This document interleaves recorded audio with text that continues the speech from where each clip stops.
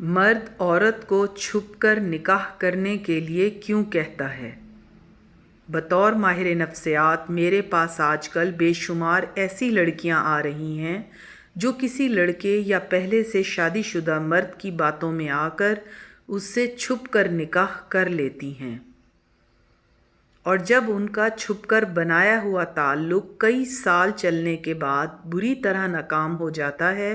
تو وہ اپنا درد کسی سے بیان نہیں کر پاتی اور ڈپریشن کا شکار ہو جاتی ہیں۔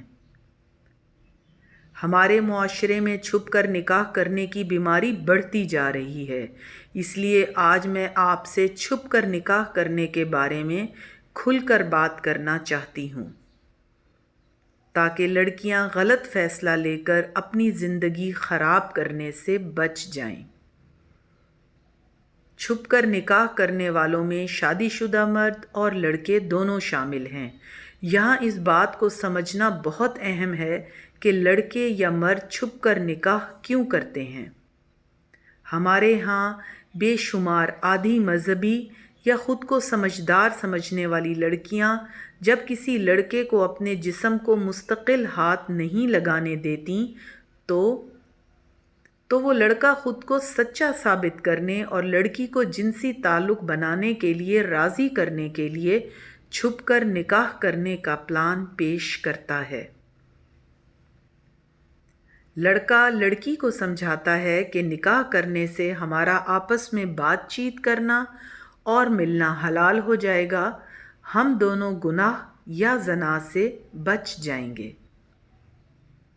مذہب کے علاوہ بھی شادی شدہ مرد جب کسی لڑکی کا جسم حاصل کرنا چاہتا ہے تو وہ اسے سمجھاتا ہے کہ ابھی ہم چھپ کر نکاح کر لیتے ہیں، جس کا اصل مطلب یہ ہوتا ہے کہ ابھی ہم چھپ کر جنسی تعلق بنا لیتے ہیں، بعد میں وقت آنے پر سب کو بتا دیں گے، گو کہ وہ بات زیادہ طور پر پھر کبھی نہیں آتا،